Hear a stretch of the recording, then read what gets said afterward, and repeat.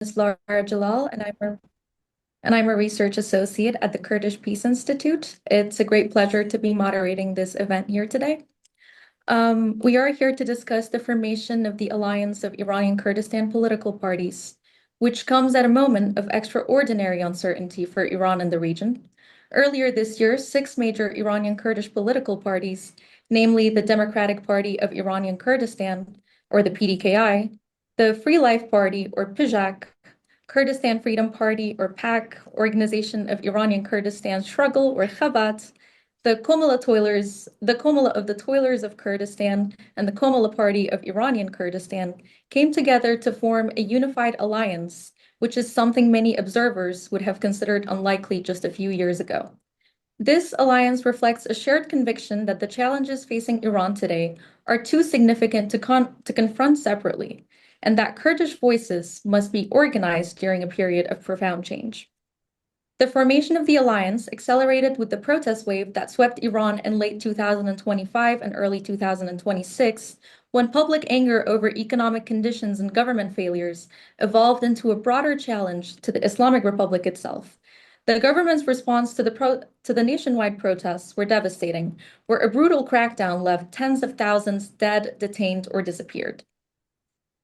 The Iran war that followed marked a significant turning point.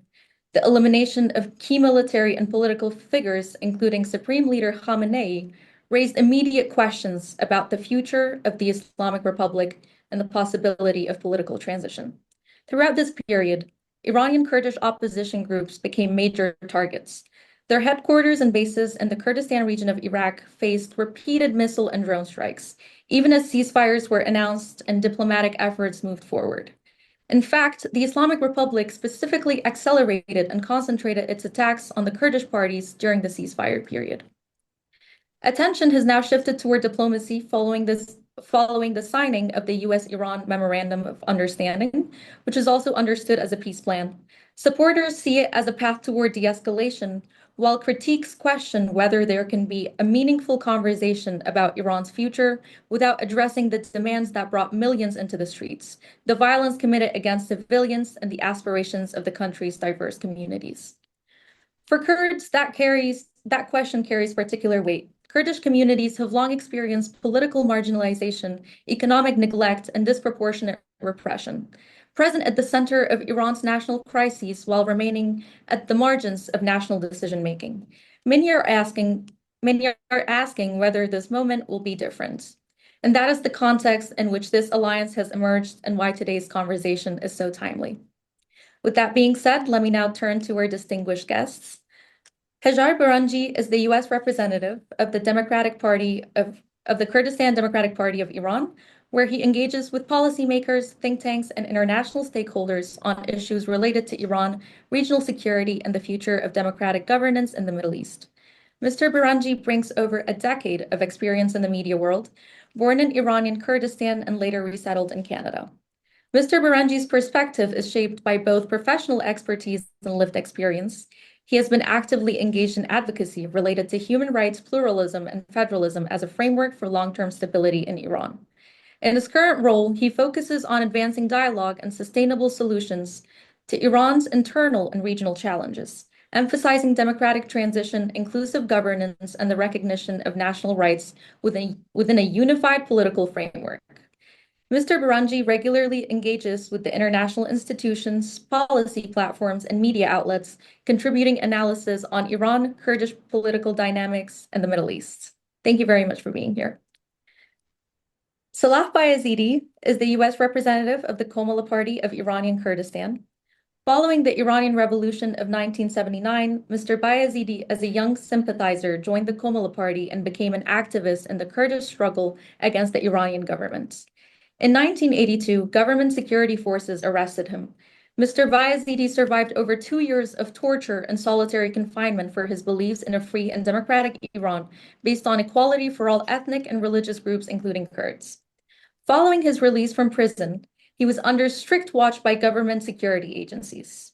From 1984 to 1990, he was deprived the right to study, the right to work, and the right to travel outside of Iran. In 1990, Mr. Bayaziddi escaped Iran through the mountains of Turkey. In Ankara, he was accepted as a new Canadian immigrant through the office of UNHCR. In 1991, Mr. Bayaziddi resettled in Toronto. He has been active in Kurdish causes and human rights in Iran for over 35 years. Following Komala Party's 14th Congress in 2013 and its 15th Congress in 2017, Mr. Bayaziddi was elected to a leadership position as a member of its Central Committee. He has served as Komala's representative to the United States since 2018. Mr. Bayaziddi has a PhD from NSU, Florida. Thank you very much for being here today as well. And with that being said, we will move on to our questions. At any point during the meeting, if anybody in the audience has any questions, you can write that down in the chat box and we'll get to an audience Q&A towards the end. Thank you very much. So for the first question, I will start from you, Hejar. The alliance of Iranian Kurdistan political parties came together for the first time in March. Could you briefly describe the context behind its formation and what working together would mean in practical terms? Hello, Lara. First of all, thank you very much for the opportunity. It's our pleasure to be here and talking to your audience and to yourself. And also, I would like to thank Kurdish Peace Institute for the opportunity and for the timely discussion to make this webinar happening. In terms of the alliance and the formation of the alliance, we need to mention that the alliance was announced in March. However, the foundation of this alliance and the work behind formation of the alliance started it long before that, because majority of the main Kurdish parties of Iranian Kurdistan, they knew the necessities and the real need for this unity, because generally speaking, we all know that the Kurds have been always criticized that they are divided. There's division within the Kurds, and also with all the developments as real political movements that we would see in the region, how things are moving forward, and our own history of the Kurds in Iranian Kurdistan and all parts of Kurdistan, we knew that it is totally necessary to have a foundation for a unity within those democratic forces of Iranian Kurdistan, who they share the same democratic values, they have shared objectives, and they have the foundation to work together. So the work was done long before that. First, we had this coordination foundation that we had, and keep in mind that with Komala as well and PDKI, we had some sort of understanding and alliance even long before that, years before that, in 2015, 14, and all those. Now, when the alliance formed, it was based on shared values, shared objectives, the national rights of the Kurds, the understanding of the national rights of all the nations within Iranian border, and in particularly Kurdish people within Iran. We knew that the right to self-determine and to make choice for your future, the rights of the Kurdish people to self-govern, are the foundations that all those groups agreed on to form this foundation on it. And obviously, they had objectives and plans to make this alliance more comprehensive. And then, thankfully, soon after that, we end up having 6 parties within this alliance that actually created a very good foundation, I do believe, for dialogue, for shared work, for working towards our objectives all together. Having said that, I would leave it for Salah to elaborate and collaborate on it as well a bit more, because we want to share the objectives together as it's the foundation of this alliance. We do believe very strongly in coordinated and shared work and alliance work. Salah, please. Good morning, Lara. Good morning, good afternoon, probably people around the globe watching us in different time zone. And thank you for Washington Kurdish Peace Institute help to assist it. We try to discuss our vision of what the Kurdish alliance means. As Hejar said, this alliance is not emerged in the middle of the war. It not emerged in the March when the war started. It was months ahead of called Center of Dialogue. Then it come right time that eventually the 6 Kurdish political party formed the Kurdish alliance, and the Kurdish unity always been an issue, and this one, as try to unify it as a front, is not new thing. Is in culture of Iranian Kurdish political parties.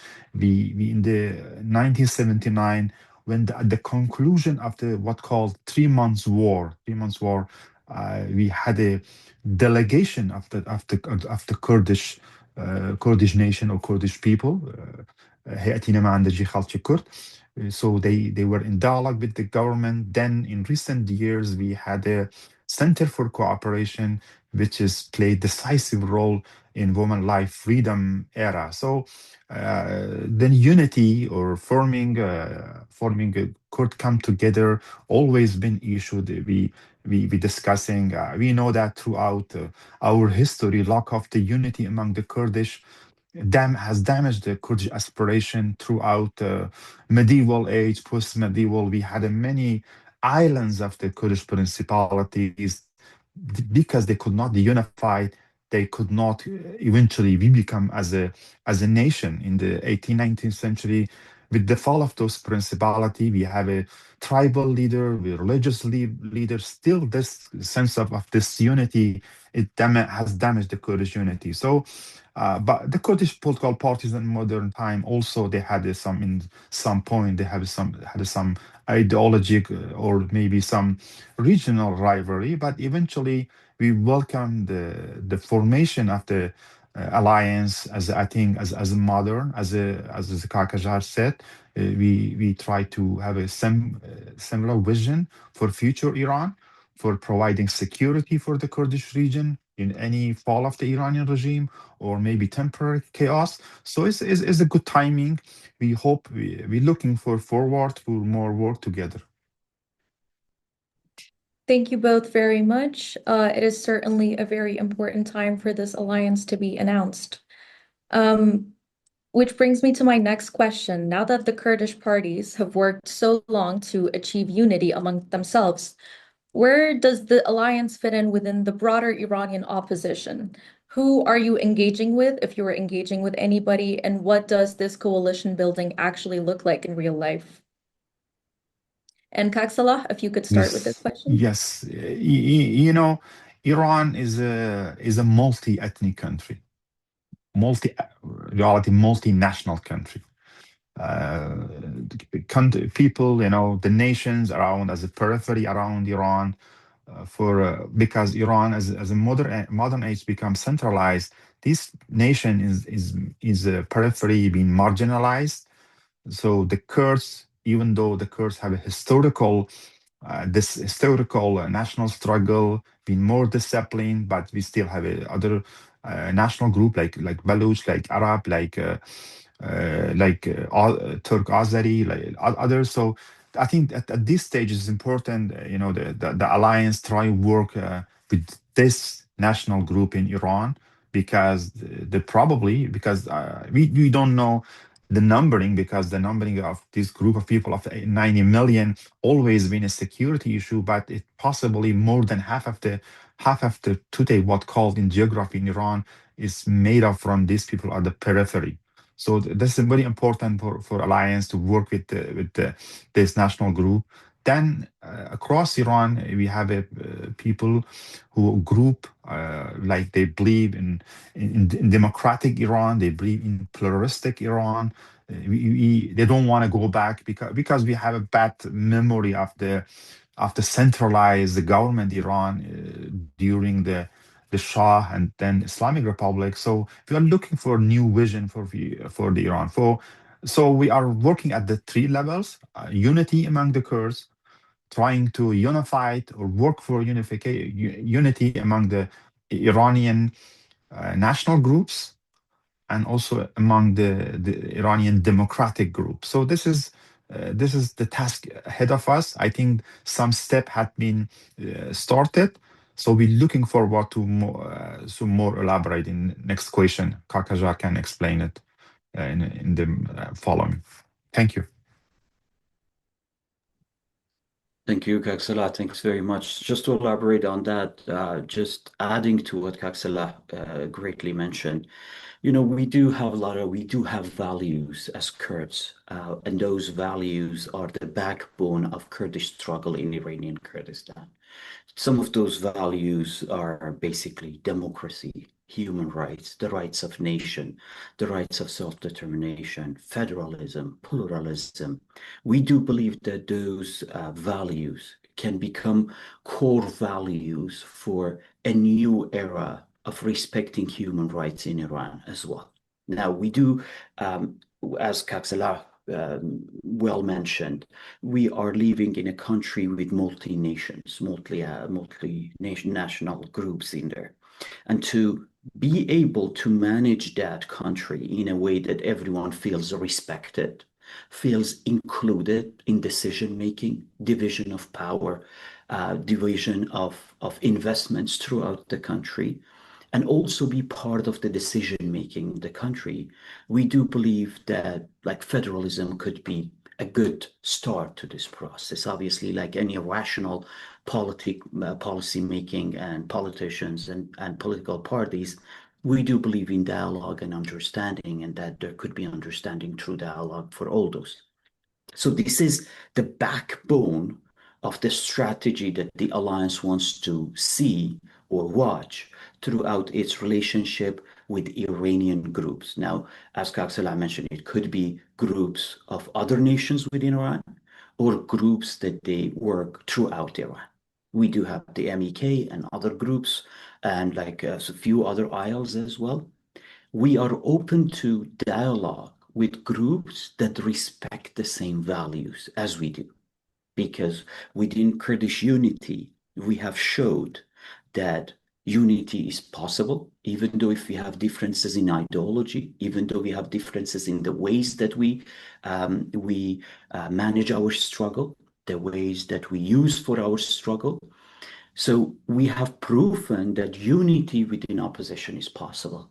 And I think we could become a very good catalyst for the Iranian opposition. Because one of the things, one of the demands that the Iranian people have, and they have mentioned it clearly, is that we have not showed them a general unity within Iranian opposition to the Iranian people as much as they are under repression, as much as they are under a lot of pressure from the Iranian government, as much as they are under a lot of pressure from the economy side of the situation in Iran, we have not seen that the Iranian opposition or an alternative to the government that's now in Tehran for general Iran, it's been formed yet, that would have answered the demands of Iranian people of today.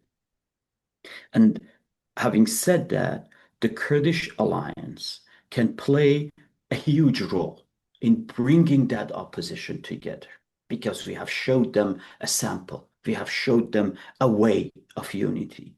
So anyone in the Iranian opposition that respects the rights of nations within Iranian borders, that respects the human rights and democracy, that respects the values and the fundamentals of spreading and dividing power and wealth throughout that country can be candidates for us to work together. Having said that, most of Kurdish political parties, even previously, we have been involved in the UNPO, we have been involved in other dialogues and corporations with the other Iranian opposition groups belonging to other nations or to the Persian nation or overall Iran. But now that we have this alliance, I think it's a huge chance for Iranian opposition to use the Kurdish alliance, to use the potential of the Kurds, because obviously the history of the Kurdish struggle in Iranian Kurdistan is it's clear to everyone. We have managed to continue our struggle. We have managed to bring youth in our struggle in all parties. We have managed to keep our struggle updated. We have managed to be rational on the ground. We have managed to make decisions that maybe at some point someone can criticize, but we have managed to make decisions to be active, to be effective. And I think the way Iranian government and the regime reacted to the latest situation towards the Kurdish parties, I think it showed that the regime fears the Kurdish political parties and the alliance more than anyone else right now. Thank you both. That was very insightful. And so, Hajar, ever since the announcement of the alliance, what have been some of the practical steps that you have taken to what have been some of the practical steps that you have taken to connect with the broader Iranian opposition? As I mentioned, we have done that throughout the history, even before the alliance. And after formation of the alliance, we have been even more involved. There has been critics, or there's been points that some people think that the alliance is not working or reacting in full coordination towards the other parts of the Iranian opposition. But what I can tell you is this: throughout the history of Iranian Kurdistan political struggle, Kurdish political parties and Kurdish movements have not ever been that close to each other. We have a framework, we have an alliance, we have dialogue within ourselves, and we work in coordination with each other. We work together towards our goals, towards our objectives, towards our relationships with among us, within Iranian borders and geography, within Greater Kurdistan, within the region, within international relationships. As you can see, even in United States, as an example, myself and Salah, as we are present in DC, we have already started working together in terms of our meetings, our relationships, our information providing, because we think the presence of our voices provides a very reliable and credible voice to the information that comes out from the Iranian Kurdistan. We join our forces together, we join our knowledge together, we join our efforts together to approach anyone who believes in the values that we believe in and that we respect and that we work towards all those shared objectives. I will let Kak Salah to elaborate more on that, but I think we have taken more than anyone else steps towards unity and towards dialogue with the other groups in the Iranian opposition and any individual or movement that believes in the democratic values. I think it's my turn. As Kakajar said, the Kurdish movement in Iran, if I have not go back that too long, since 1979, has been a beacon for freedom. Kurdistan remained as the last front after 1979, when the Islamic regime in Tehran suppressed the other groups, other left group, other groups who oppose the Islamic policies. The Kurdistan become a friend. They come, they refuge there. The Kurds help them. Some of them they cross border and left to the west. So Kurdistan always been in this kind of dialogue in the since 1979. But for today, I think what is important today, we, as Kakajar said, we with our unity of alliance, we working together as obviously probably with different political ideological background, even maybe different vision for the Kurdistan. So all of that, but we are working at this stage. We understand how the unity is important. So with this component of the one group, I think we're dealing how with the rest of Iran. For ethnic group, obviously, they are same aspiration as the Kurd. They want to share the decision making in Tehran, to be part of the decision making, budget allocation, while the Kurdistan and other periphery areas are rich in mineral, rich everything, but they are among the poorest and underdeveloped part of this country. And most importantly, I think is important, we trying to we are in debate. This country is not being always centralized country. This is this new model. Iran until 19th century or early 20th century, it was country who are uh, decentralized. There we had a Kurdish, I said Kurdish principality, Kurdish region, and it is a centralized country just comes after 1920. So, and we trying to give a chance to Iran. Iran as actually as a crossroad is a, always I'm saying it can become like a model like India. Which many ethnic group and languages, they're coming in kind of semi-democracy. They live together, or can become like Bangladesh and Pakistan. Even there are similar people, but they could not live together. So Iran has a chance with its geopolitical region, with its all wealth, with everything. Can these people can live together, can have a great nation, but at the same time it could be through self-government, to federalism, as Kakajar said, or decentralized model can all live together. So that is this option. We are looking for a new version of Iran, which is new. So I think the alliance can help to on this agenda to show how how the unity with different perspective, different ideology can work, and this can be transferred in broader with the Iranian. And I'm hoping I'm see the voices among the Iranian who see how we are at this critical moment, which is can well, a critical crossroad actually. We can work in each and other way. We saw, because I know some radicalists, some nationalists, they are warning about Balkanization Iran, disintegration Iran. But balkanization and disintegration cannot happen if these people, it's been more than century, been denied the right. So people, they see themselves not as a second-class citizen. So all this chances is there. Just Iranian people and the Kurds and other nationalities can help these things. That they can create a great country. In either way is in front of us. Well, thank you very much. And thank you for bringing up how Iranian Kurdistan was actually a center for the Iranian opposition, even right after the revolution of 1979, because very few people actually have the context and the knowledge of that history. Um, Hejar, you mentioned how the Islamic Republic is actually scared of this alliance. Which gets me to my next question, which is despite the announcement of a ceasefire in April and even the latest ceasefire, attacks on Iranian Kurdish opposition groups in the Kurdistan region continued.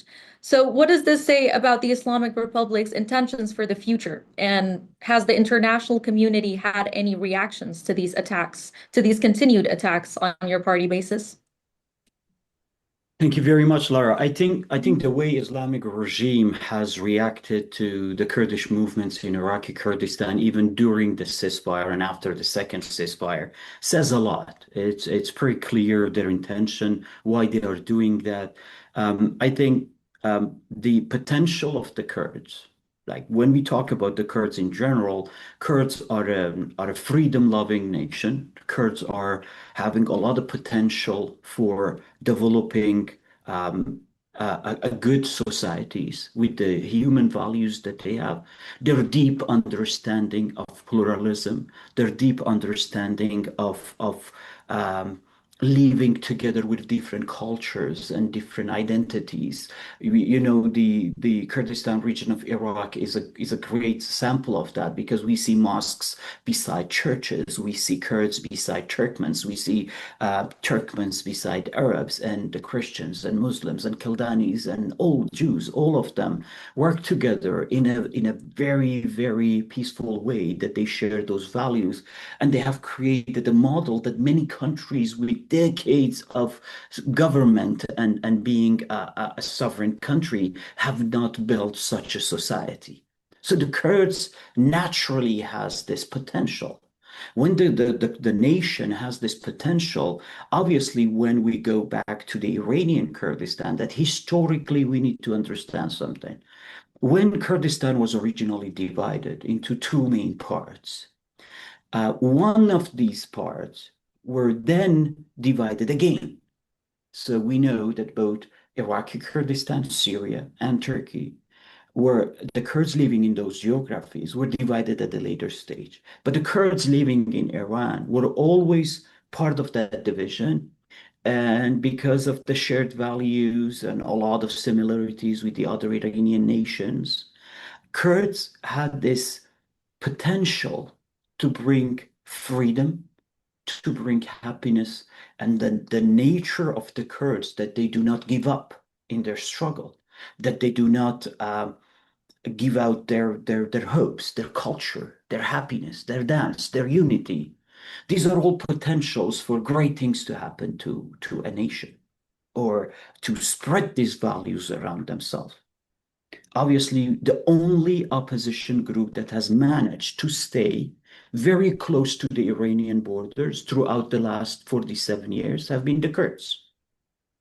Yes, there's been up and downs through this struggle, but this is the rationalism of the Kurds and its leaders and the political parties which actually have made that possible. Throughout hardest time, Iranian Kurdish political parties have tried to stay objective in the conflicts of the region, even though they have been criticized a lot of times. Why you didn't take part in this one or that situation. But at the end, their rational decision making, their willingness to continue this struggle, their willingness to pay the price of the freedom has created them a very strong potential for change, not only within Iranian Kurdistan, but throughout Iran.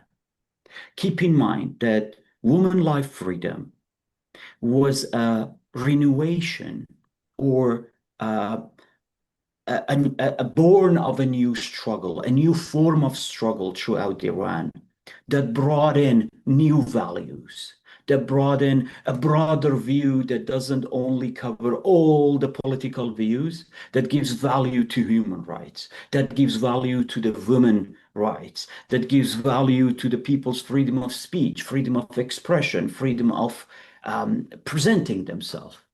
And that movement was sparked through Kurdistan, was sparked from Kurdistan, was sparked because the Kurdish political parties, all, even without this formed alliance, have all helped, supported, and even at the time, when a lot of people were saying why the Kurdish political parties are not sending their Peshmerga forces inside Iran to back up people, it was a very rational decision to make to protect the people, because at the time we need to make sure that the decisions should happen at the right time for the right reason.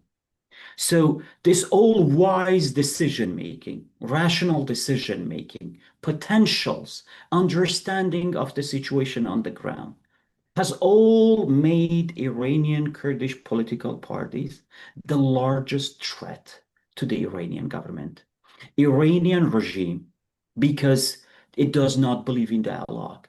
It does not believe in democracy. It does not believe in human rights. It does not believe in the core values of a democratic system for governance. Have always seen Kurdistan of Iran as the weakest door to its castle of dictatorship. So the door of Kurdistan is the weakest. And they always see that as the potential risk for themselves. That if that happens, Kurdistan would again, same as the Women Life Freedom, Jina's movement, that we would become a catalyst again, a model, a sample, a sparking point for the whole Iranian nations to come up with their struggle and to come up to a point that the change within Iran will happen throughout Iran. Because again, we believe that the real change in Iran will happen within, and it would start inside Iranian borders, not out with outside elements. And I think we have seen that again and again, over and over, that it has been proven throughout the history. Kak Salah, please go ahead.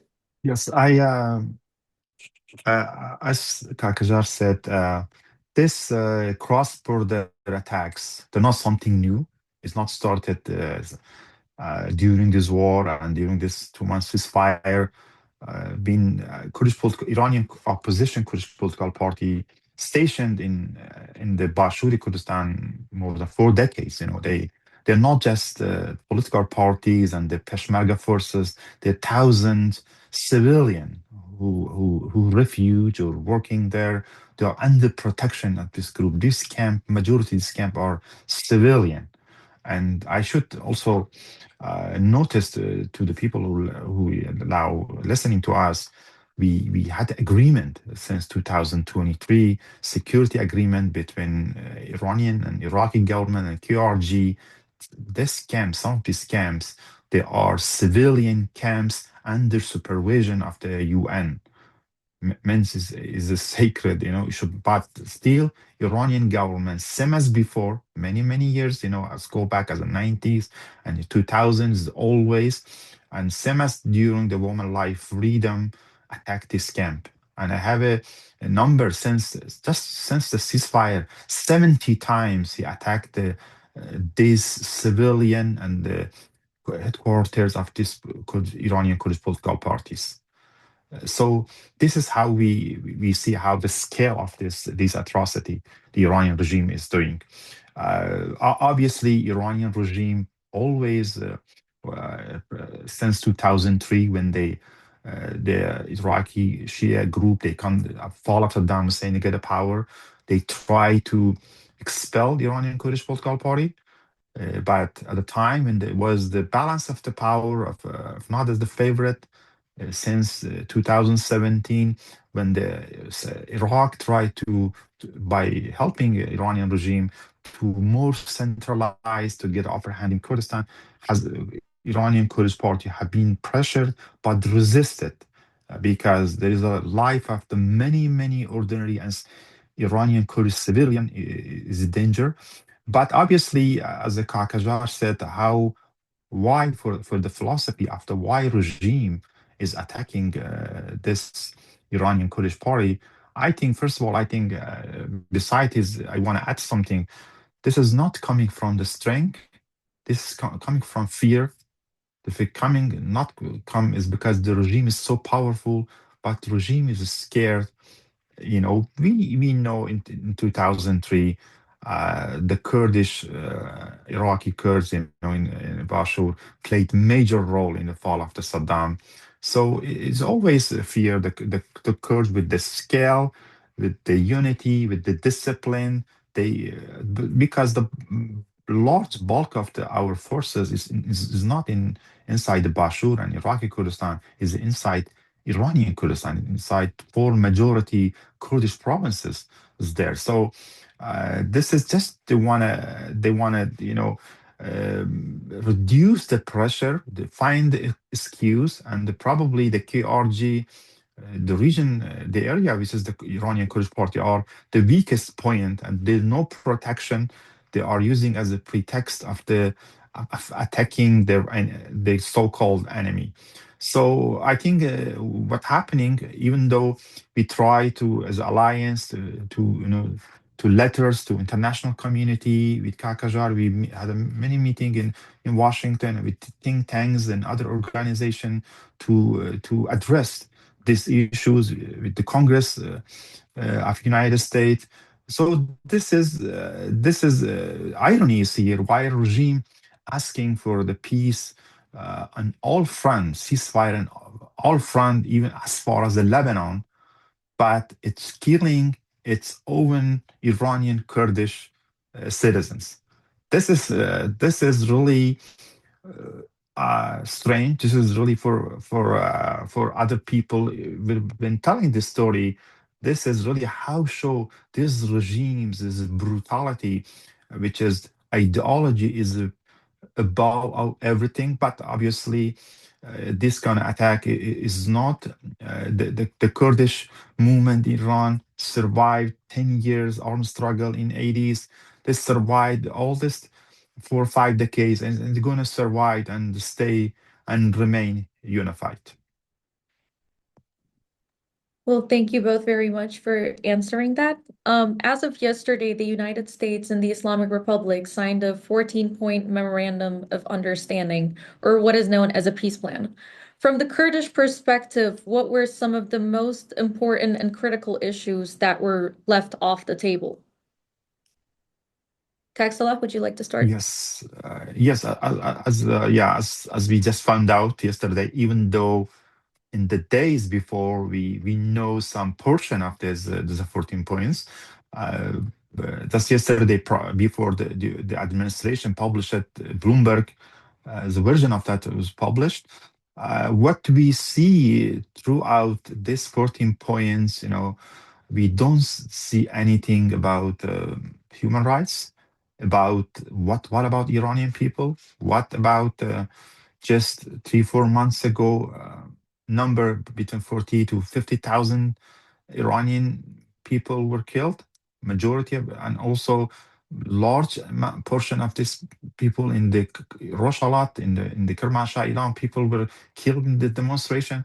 So we don't see the fate of the future of the Iranian. I know there's a harsh reality in between nations, and national interest is about everything when they are dealing about security, they are dealing about oil, they're dealing about all this country benefited, who get a what, who reach what. But that's what left. But this is really troubling. But we're still waiting. We should understand uh, this is only as a primary stage. This is not the final stage of the piece. We still don't know, because we as a few before, we know when the JCPOA was signed, everybody thought Iran had become open its market, even international companies, they come to Iran like Total, and everyone come, but eventually they realized this money is they pouring inside Iran is not spending for benefit of the Iranian people. It was spending arming the Hezbollah, arming the Hashoshabi, arming the Houthis, and we saw what happened in the October 7th. So this is really troubling. But still, I want to give benefit of doubt and see in the coming days what will be at the conclusion of this conflict, because we still have a 60 days, because all these things they want to give to Iran, majority of it, it's a conditional of Iran.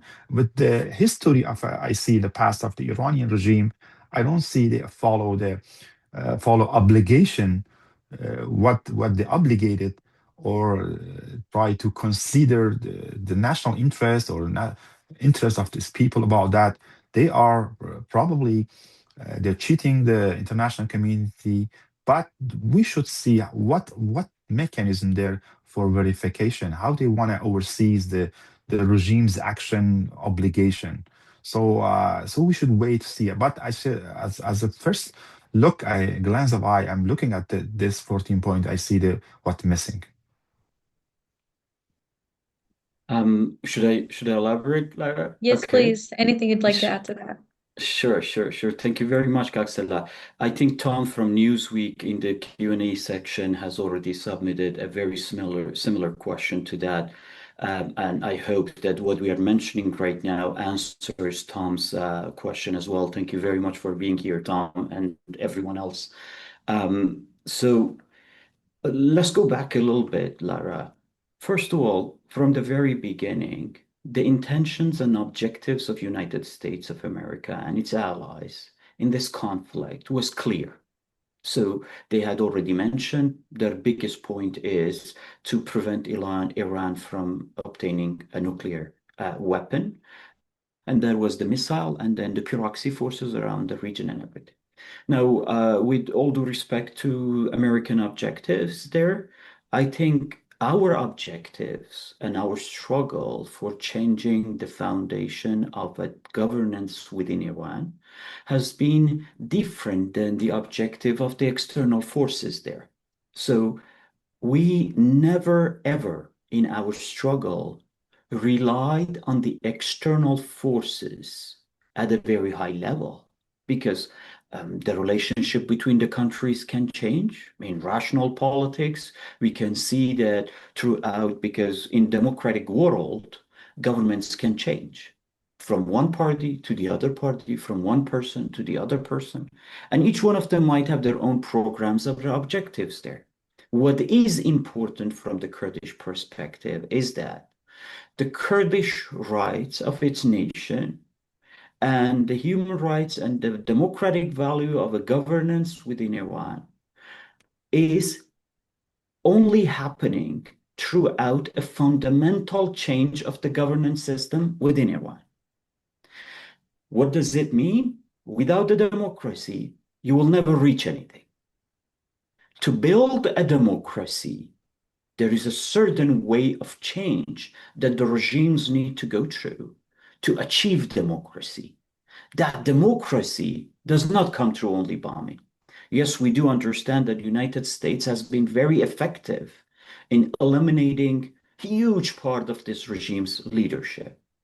Yes, United States and its allies have been able to demolish a lot of facilities and military buildings and air defense systems, naval systems, and parts of the military and commanders. But I think we all agree that a regime change, a real regime change, and a fundamental change in the governance system will not happen only through military intervention. While we watch that very closely, while we know that when we look at it, it's a no-brainer that the majority of people in the world and politicians and anyone who knows the history of Islamic Republic, they know that they have no respect for whatever they are signing. They have no respect for whatever they are promising. We all know even yesterday that the head of Iranian parliament, Ghalibaf, in an interview, he clearly mentioned that we achieved a lot more in the peace talks than having confronted the United States militarily, because we decided to keep our nuclear development sites. We have been able to bring peace not only to Iran, to even Lebanon. What does it prove? It proves that Iran has a network of proxies throughout the region that actually destabilize the region through that. I think all those notes are obvious to anyone that watches the situation in the region and that watches the developments in the region, and they have been watching that war. Having said that, from the Kurdish perspective, our struggle for freedom and democracy did not start with this war, and it will not end with this war. If I go back to my own political party at PDKI, we started a campaign back in 2015 called Rasan, which is in English equals to rising up. When the Iranian JCPOA agreement was in place, when Iranian proxy network was the strongest in the region, when everyone in the world, including Europeans and Americans and everyone else, was engaged with the Iranians. But we still believed in our struggle because the demand of the struggle, the demand of freedom, the demand of democracy is not something that's coming only from the political parties. It's coming from the Iranian Kurdish society. It's coming from the new generation of the Kurds within Iranian Kurdistan. Their demands, their struggle, their hope for future, their hope for life, for a better future and better life is totally different. The youth of Iranian Kurdistan have raised the bar very much, that they made us proud that the Kurdish political parties of Iranian Kurdistan, their bases, their camps, their Peshmerga forces are full of the younger generation Kurds from Iranian Kurdistan, who they still believe in the struggle. And this is the strength of the struggle. The strength of the struggle is not built on external hopes. It's not built by the international community's reactions to Iranian government. Yes, as rational political parties, we always watch very closely. We keep our relationship with the democratic world and the Western world at the highest level possible. We will watch all those developments. We will always be available to provide accurate and reliable and credible information from the ground to the world. And we will be involved in any formation of any kind in the world that's related to the Iranian government. At the same time, our struggle will continue. And I do see that with the ceasefire and even ending this war, we will have more room to go back to our original way of fighting for our rights, of struggling for our freedom, of demanding our rights. And the biggest backup and hope that we have are the freedom loving, freedom respecting Iranians, and in particular, Kurdish nation of Iran that will actually push us forward throughout this objective. Thank you very much. You just made it very clear that the Kurdish opposition parties have always been there doing their own thing and having their own struggle, regardless of any international pressure on the Islamic Republic or not. However, my last question is about external actors. And so, from your perspective, you also talked about how airstrikes alone are not going to change the living realities of the Iranian population. But regardless of how this current conflict ends, regardless of if this peace deal holds up, the United States is going to be involved in the Gulf region either way. And from the Kurdish party perspective, what role should the US play in the region, and how can the Kurdish alliance contribute to it? Salah? Yes, the United States obviously uh, because we are under impression of these 14 point deals, which is obviously there's a war of narratives, the Iranian interpreting these 14 points and Western media when the U.S. and also under the domestic conflict with the U.S., they have a different interpretation, trying to between Democrats and Republicans. So we are in the sense of the conflicting narratives a year. What role U.S. can play? Because is isolation is a U.S. Playing more role in the Far East with the great danger coming from China. So all this those narratives is there while we are at the seeming at the conclusion this 40 days war which is still not clear how gonna end up how in the coming month because it's just preliminary situation. I think for the United States, I think when we seeing the even though in this administration, President Trump, when they are investing the massive investment in the Gulf countries, like investing big companies, U.S. companies in AI, in the Emirate, in the Saudi Arabia, in the Kuwait, or all those Gulf countries, and important of the U.S. thing in this region is have a very pillar role is gonna U.S. gonna play.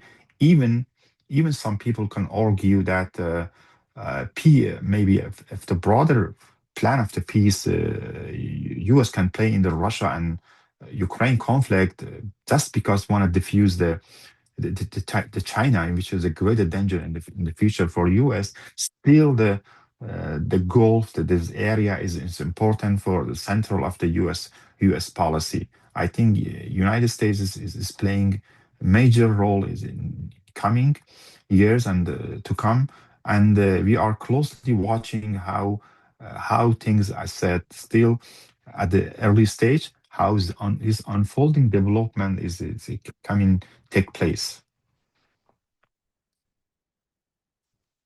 Thank you very much. Anything you'd Okay. like to add, Hejar? Sure. Vice President J.D. Vance, in an interview just a couple of days ago, mentioned that their objective was never to install someone in Iran, and they had their own objectives. Having said that, we need to understand one thing. I think the signing of this memorandum of understanding is a huge loss to the Iranian government, to the fundamentals of their ideologies. Don't forget, for 47 years, they called United States the great Satan. And now the president of Islamic Republic of Iran is signing cross from the signature of the president of United States. No matter what is in this memorandum of understanding, I think I should congratulate United States to bring Iran to this table and to finally say you need to sign a document with what you so called the great Satan. And for 47 years, you sloganed death to America, death to Israel, death to this and that part.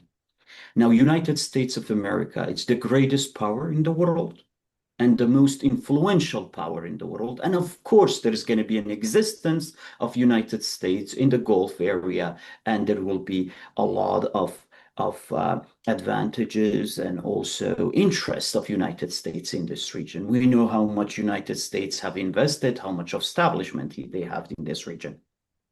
I think the future that we see is that this era will be the era that will be, as Salah mentioned, a crossroad for huge regional changes, that those regional changes would come throughout combined developments of externally forced and internally forced throughout those countries in the region that will bring long-lasting stability, peace, but throughout an era of change, an elevated platform throughout that. Now, I think what we need to see is the world, the democratic world, the Western society, regional forces, to understand that peace and stability of the region does not come through a system that has the fundamentals of Islamic Republic of Iran, because this system has been built on the ideology of a small group of Shias who they believe in destabilizing that region and exporting Islamic revolution. As long as the idea of exporting Islamic revolution exists in the Middle East, Middle East will not see peace and stability. With no peace and stability, the regional economy, regional security, and regional peace will always be in danger. Even though United States and China and Russia have conflicts in interest, but there is one shared value that they all benefit from: the stability and peace in the Middle East. And I think they all have understood that really well. The existence of Islamic Republic of Iran in this region will not in any way help the stability of this region, because the ideology pillars that they are built on and their existence are built on that, which I do believe that signing this memorandum of understanding, all the efforts that they did throughout this process was based on one single objective: existence of Islamic Republic, because they knew if they have Islamic Republic in place, they can always go back to all those objectives throughout, and they're very patient. They're experts of changing narratives. They're experts of doing propaganda within their communities. They have a lot of internal issues.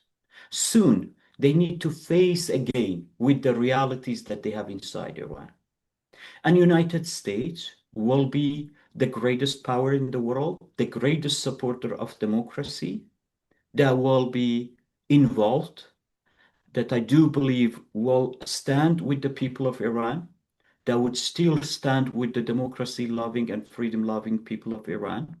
And the future will be bright for the people who they want to see a prosper, successful, pluralistic, democratic, and free Iran. Well, thank you very much. I think it's time that we move on to the audience questions. And I will just start right here with a question from Vladimir. Do the Rojavati parties fear a backlash, more attacks or executions after all the Western media reports of Iranian Kurds receiving support from Israel and the U.S., and now a deal is reached between U.S. and Iran?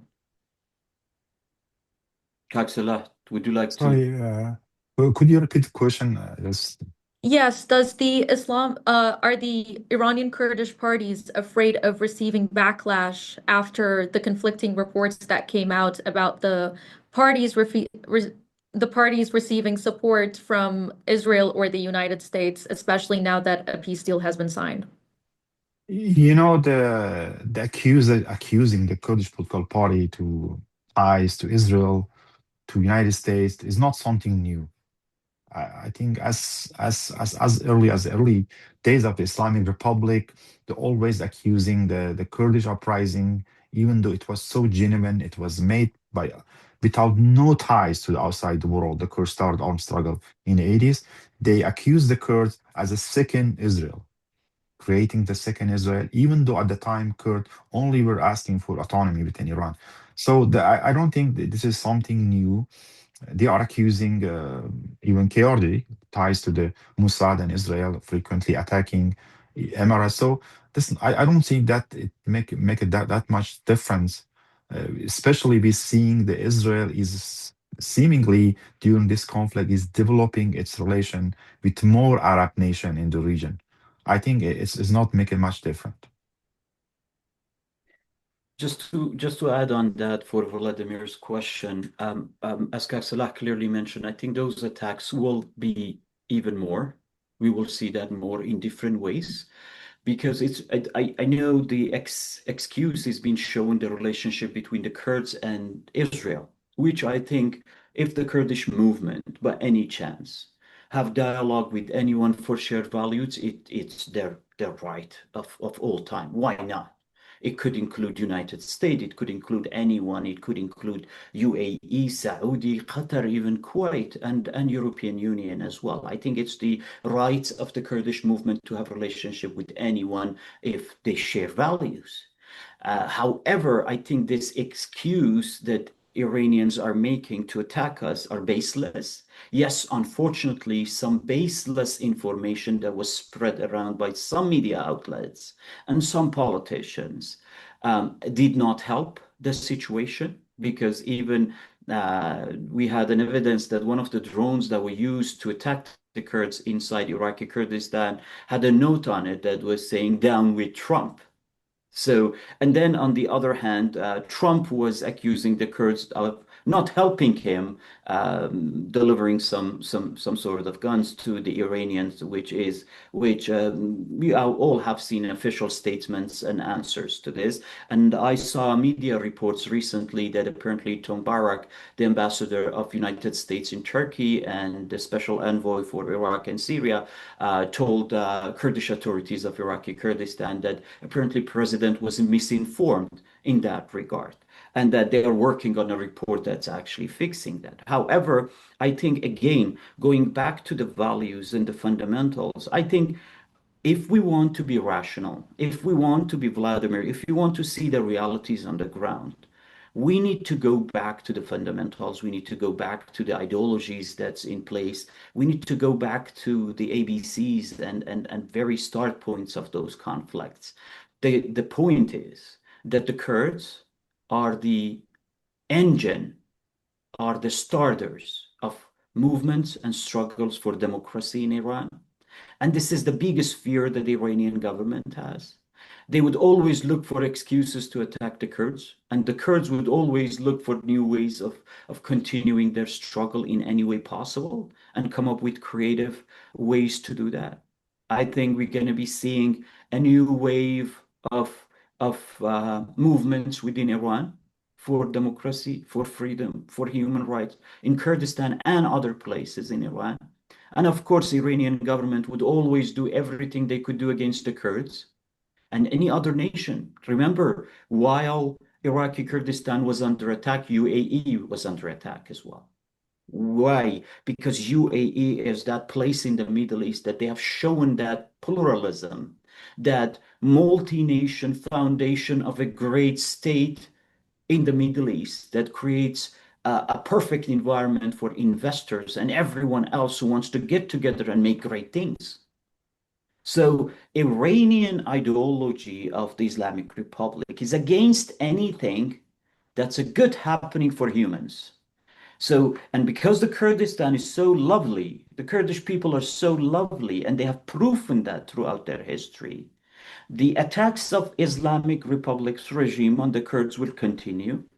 But the good news is that it will not get anywhere because the Kurds are ready to continue their struggle. The Kurds are ready to be rational again and be updated to the current situation on the ground.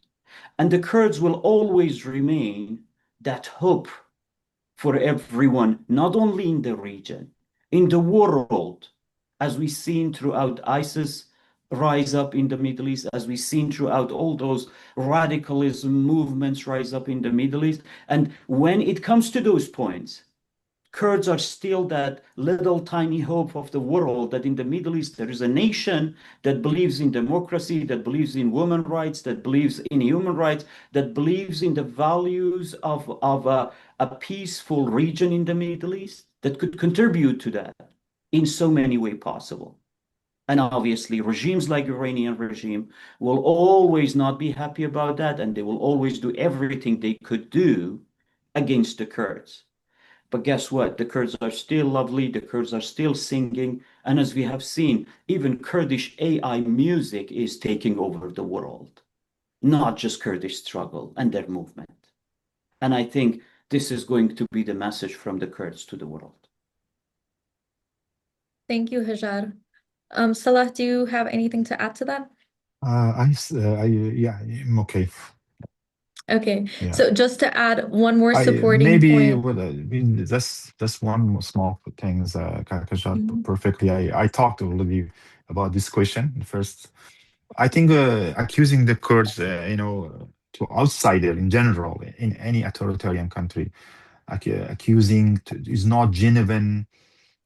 It's not real struggle to outsider. It's not something new. So it's and the Kurdish struggle, Iran. So is a part of this regime, authoritarian in the past, in the now. They are separatists. They are linked to the outsider throughout the Kurdish history. They are children of the gene, or they are not. So they've been always, name or names to the Kurds try to dehumanize it. So their struggle and their said what they represent. So that's not something new, and the Kurdish struggle continue to grow as we see. The perfectly Kakajar explained it. Yeah, I also just wanted to add something else. I recently worked on a report on the disproportionate crackdown on the minorities in Iran in 2025. And actually, one of the most common charges that Kurds were executed on was espionage for Israel. And this was in 2025 before any reports of Kurds getting aided by the United States or Israel came out. Just as a supporting point for what you said, that the Islamic Republic has always attacked Kurds for what they believe in. We still have time to take a few more questions. If anybody has any more questions, please go ahead and write them down in the Q&A. In the meantime, I will ask you something else. In the Kurdish party's perspective, does lifting sanctions on the Islamic Republic actually benefit the people of Iran that went out on the streets to protest economic hardships? Uh, should I answer first? Okay. Sure. I, in the perfect world, we will look after war. We saw what happened to the Japan. What happened to the after World War II. The Marshall plans. Those countries rebelled. They try to reconstruct. This is perfect world, normal country, but still, we don't have a choice to go back to what happened in the past in Iran. Still, the Iran after 8 years war with Iraq, 40 years, those in the province of Khuzestan, some of the city has not been rebuilt. Those what happened, all those earthquake in Kerman, Iran is a wealthy country, but spend just by estimate, spend over 1.3 trillion at, on its nuclear adventure. Finance the Houthis, finance the Hezbollah, the Hashd Sha'bi. Just again, I mentioned before about JCPOA to 2015, international community, international companies, they come try hope to come to Iran, invest it, but eventually they saw this money is not gonna become to Iranian people, not invested in Iranian economy, and especially the Kurdistan budget allocation and other periphery areas are among the most underdeveloped part of Iran. So I don't see any in the post peace, if the peace happens, because still we are at the early stage. If it happens, there's money, anything can help Iranian people and the Kurds in especially. Yeah, thank you very much, Kak Salah. Lara, we have seen so many times throughout the history that the Iranian government have received a lot of money throughout JCPOA, throughout other parts. But when, even as per American outlets, that we know that there was a huge amount of money was delivered to Iran after signing JCPOA deal. But when we go back economically, just go back to the numbers and look at the Iranian economy before and after JCPOA, did we see a growth? Did we see a difference in people's life in Iran, as Salah mentioned? Did we see a rebuild of water infrastructures in Balochistan, or did we see new developments in Kurdistan, or did we see at least drinking water facility established in Ahwaz? We didn't see any of those. I do strongly believe that any fund that goes back to the Islamic Republic will be used to fund its proxy network, to rebuild its military infrastructure, to rebuild its atomic infrastructure and nuclear infrastructure. I'm pretty sure that none of these funds will be at all going back to the life of the people, to rise up their standard, to rebuild their facilities, to build new schools for people, to make healthcare available to them more, to give them better facilities, and to create an easier life for the Iranian people. Unfortunately, we have seen those funds going to Hezbollah to arm them to attack Israel. We have seen those funds to go to Houthis to build missiles and attack anyone who is not in line with the objectives of Iranian regime, because the existence of Iranian regime is built on destabilizing this region. If they don't do that, they won't exist anymore. And because of that, I do believe that none of these funds will be used for the well-being of Iranian people. Well, thank you very much. That was very insightful. I believe it is almost time that we end our virtual briefing today. Thank you, Salah, and thank you, Hejar, for being here today. This has been a great webinar so far. And please stay tuned for more from the Kurdish Peace Institute regarding the Kurds in Iran and the situation of the Kurds in Iran. So thank you all very much and have a great rest of your day. Yeah. Thank you much. Thank you, Lara. Thanks a lot for Thank you. all the audiences who have been with us throughout this webinar. Hopefully, we helped them see a bit more of the situation from our perspective. Keep your hopes high, and we'll see bright future coming up. Thank you very much, Kak Salah, for helping out. Thank you, Lara, for moderating that. And of course, thank you very much, Kurdish Peace Institute, for organizing, and looking forward to do many, many more. Thank you. Thank Have a you. good day.